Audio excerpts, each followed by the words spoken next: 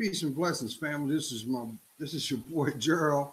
It is the 8th of February 2018. How is everybody doing? I'll be honest with you, I feel a little perplexed because at first I was gonna the title, there were countless taglines that I was gonna put up there, but I didn't want to do that because I wanted it to reflect and represent exactly how I'm feeling right now. Now,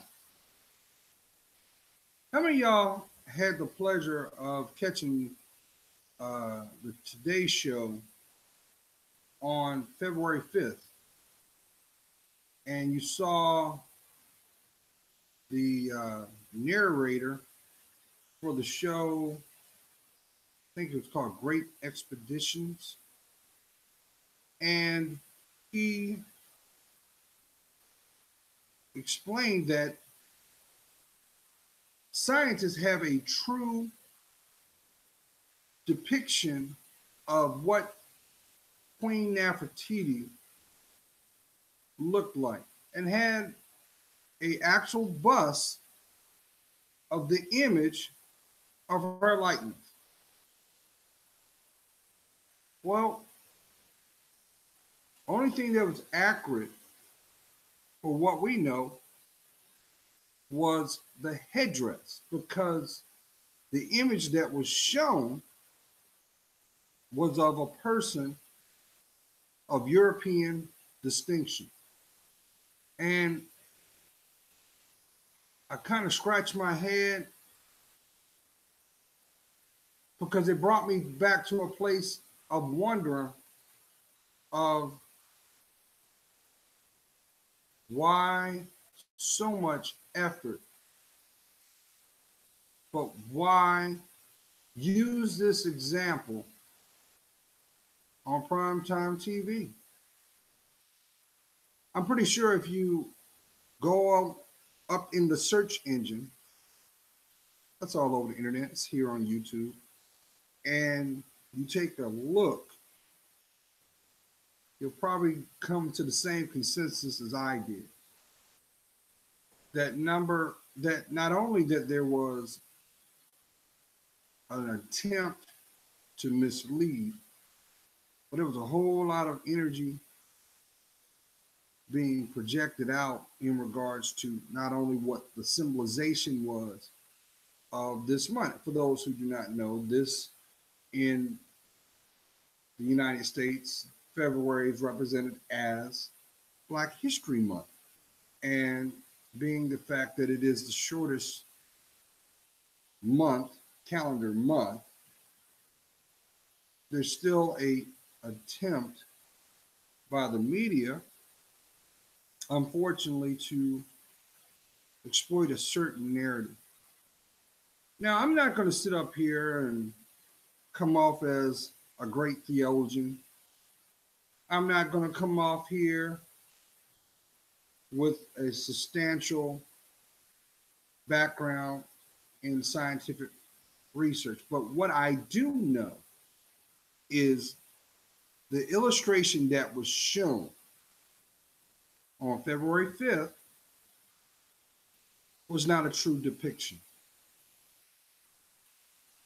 And I always wondered why. For those who remember when Hollywood had done the Ten Commandments and you had Charlton Heston playing the role of Moses, as well as you had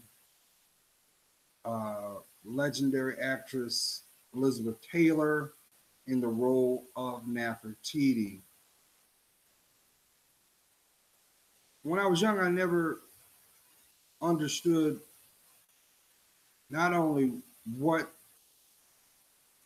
they were promoting, but it becomes very apparent even now to this day that history, your history, is being demarginalized. And that's sad. because at least at the lowest level, the most direct level of your family history, it is not being deemed sacred. It is not being protected, and it is being retold to you what to believe, what to interpret as fact, and what to embrace. And I wondered, I'm like, why? Why is there so much effort to convince society that this approach is factual when there's a lot of cherry picking going on? When, from a scientific standpoint, it has been proven the first known skeleton, carbon dated, was found on the continent of Africa. As great and vast that continent is, scientists still are cherry picking. Archives and landmarks found throughout the world echo the same sentiment that the melanated man was once there. So it made me wonder, why is it such an effort put out to convince the masses to see things in a certain perspective? Why? Why? And I had this discussion while I was at work, because I know I wasn't the only one that caught it. And I heard various responses, and I didn't choose to retort or engage in and feedback that had no true evidence. We know that the depiction of Jesus Christ is not the true depiction because of when it was done. But yet,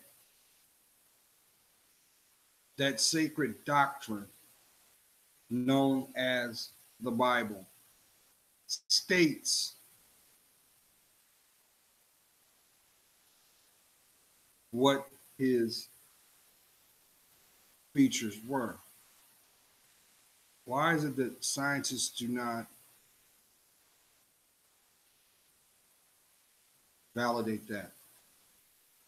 Why is it that it was written, the most written manuscript ever on this planet, the Holy Bible? And let's be honest. We know that Constantine made sure that certain scribes were left out. We know this. And of course, we could also say that the only true evidence is found with all known secrets found at the Vatican. You know they have it. They have it locked away. But the real question should be asked, why? What is it found in those doctrines that the masses do not know? But I find it ironic because you can go online today and find pictures of Pope Francis and the Pope's prior to him, as he is in the Vatican praying before the Madonna. Take a look at that image of that portrait.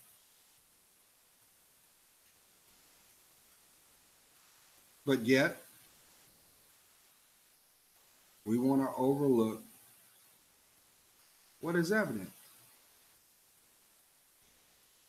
So it just made me think, why is it so much emphasis and effort to keep the masses from knowing truth? What would come out of it if they knew? Now, no, I'm not sitting up here setting my watch, setting it, trying to figure this out, but it just baffles me that you have all this evidence found out throughout the world, and it says the same thing. Matter of fact, last week in South America, they found another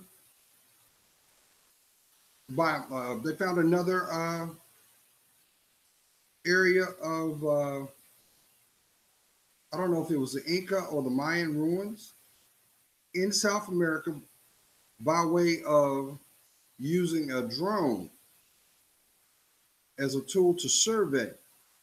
And you know what they found? You know what they found in that area? They found pyramids. They found pyramids there. So I'm pretty sure we can easily say that they've got boots on the ground and they're investigating what was hidden in plain sight. Now, what I don't understand is, why is it so important not to know your history? I made a video the other day talking about um, the mass promotion of DNA research and how there's an influx of people of the populace doing DNA ancestry. And there are countless videos online of the reactions of the results and how people were perplexed and how they were shocked that this was that. And I was just like blown away because I was like, well, this still goes on to this day. There's still actions of conquer and divide today. Where one populace of people live and ends up being controlled, the demographic shifts. This happens still to this day. But even here in the United States, in a town near you, in a city near you, in a state near you, there are people who look just like you that don't know who they are.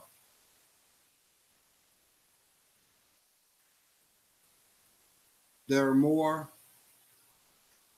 involved in keeping the distraction or the distortion than knowing the truth. Can you honestly say you know your heritage? Do you?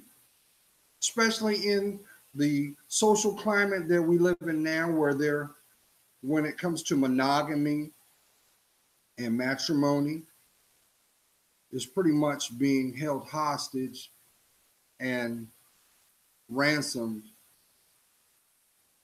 because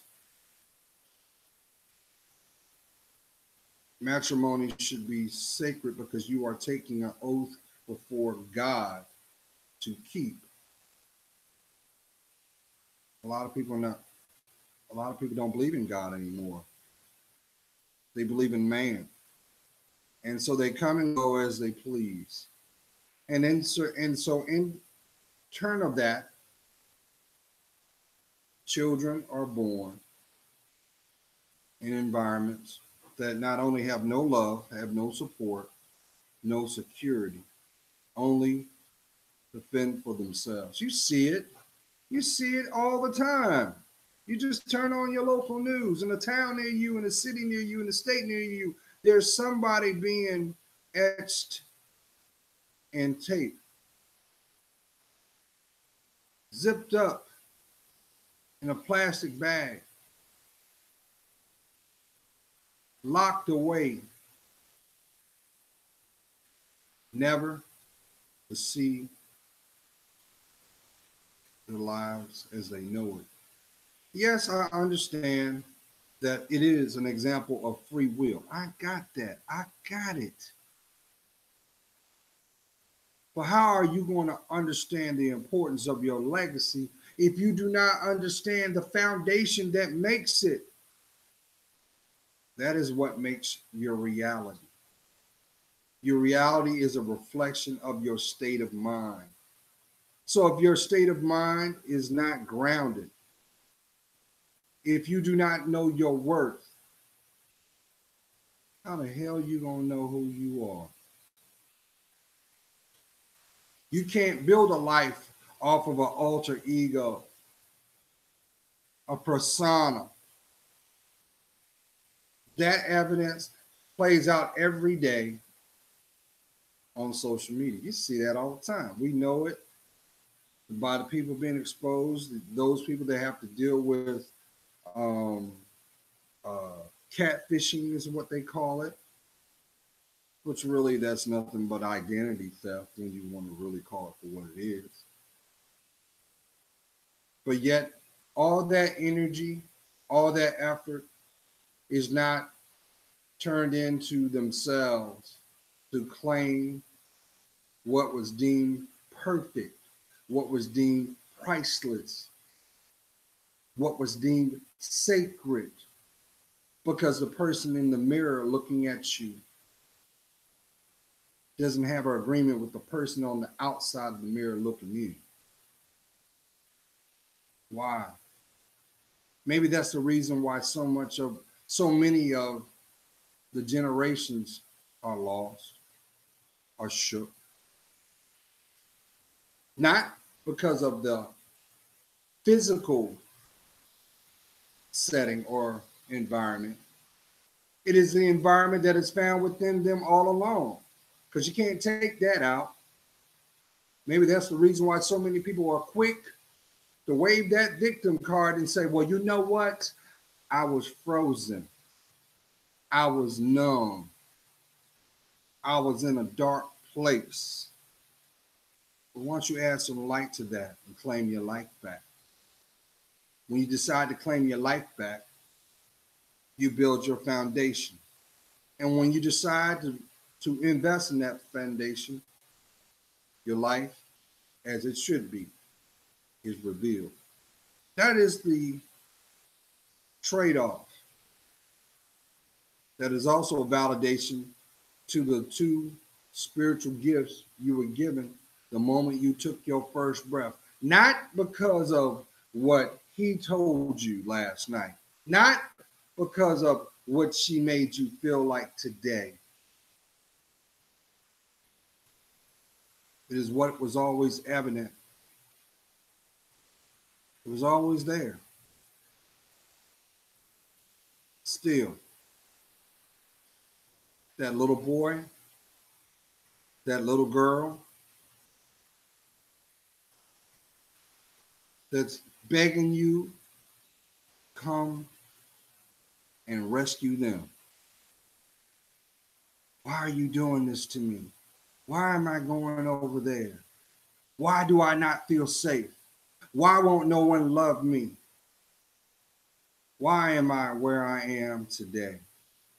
These are countless examples of questions that play out in people's minds all the time. But what is not is transparency, vulnerability. And unfortunately, because we live on an earthly realm, there are those who already know that. And they're begging that you continue to stay there. Is it fair? No, it's not. But they're going to benefit off of your impulsiveness. They like to see you scurry like a field mouse in a barn. They love that because they know that as long as you stay distracted, you won't be able to focus on the things that matter most, and that is YOU. You can have a million and one excuses, but that won't make up for one step to where you're headed. But you know what you will find? You'll find the consistency of being stagnant. The reality of a dream not fulfilled. And the value not marginalized. And then you have some that want to look at life from a perspective of being real, which I find very absurd because the same people saying I'm keeping it real are the same ones that are not.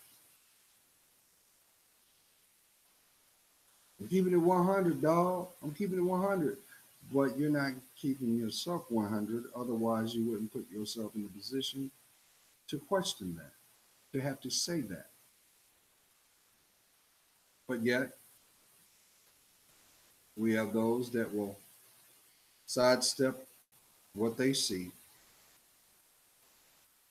You have some that will keep loyalty to their silence and pain instead of their accountability. You realize how much courage it takes just to be you? That's why when you are in the company of those and it brings an opportunity to talk about things that matter, they're the first ones to put you on mute. You know why they do that? Because they're not doing that for themselves. And that's why that metaphor, misery loves company, is so profound. Nobody can make the pain go away until you decide to claim that it exists. No one can make you elevate your life until you decide to invest it. Sure, it's easy to point the finger of the person that doesn't. So well, I'm doing this because of them. Let me keep it 100. They don't give a damn about you because they don't give a damn about themselves. And the cycle only does one thing. Repeats until there's nothing to repeat. That is why you hear this. Well, you know, those who have been abused eventually become the abuser. But that's a choice too. That's a willful choice. But if you will not acknowledge what is present, how can you find resolution if you don't see it? I'm just saying. But I made a promise that I'm not going to be winded on this. I'm not. I just find it very funny that there is a platform of people that are screaming, know your history, but they won't invest in their own. So you have to question, what is the agenda and who does it serve? But one thing's for sure is this. If it doesn't serve God, it can never serve you. So stop complaining. Do something different. Claim your life back if you care. God's praying for you. You know I am. I see your worth. And for that, it helps me discern mine. I'm deciding that this video will be the video that I take in hiatus. Yes, I have a second channel. It's called Journey of a Man, which is focused on health. And I look forward to making videos on that because now more than ever, I'm ready to work on this this body of mine. I'm ready to go back into the gym and carve it up, as well as I want to expand and explore some of my culinary knowledge. I like to cook. Yeah, I can cook more than pork and beans. Yes, I can cook. But more importantly, for those who may know, at one time I was playing around with making different types of smoothies and stuff like that, healthy ones. And Gerald got a blender now. The wait is over, and I got a good one. And I look forward to those that, if you are on that journey where it's about health and fitness. I also talk about different types of vitamins and supplements that are good for the body. And I've got a couple on there now. Um, so I look forward to seeing you over there.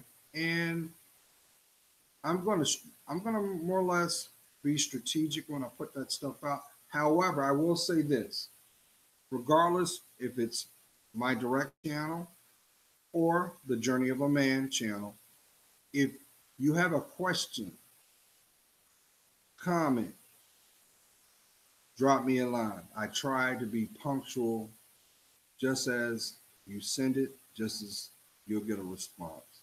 But I am human. And lastly, I do this for you guys. I always have, always will. I thank you for your support. Leave me a thumbs up. And if you ain't feeling me, leave me a thumbs down. But if you don't, let me know why. Because it is about each one teach one. And that is what history's about, right? All right, y'all. Be blessed.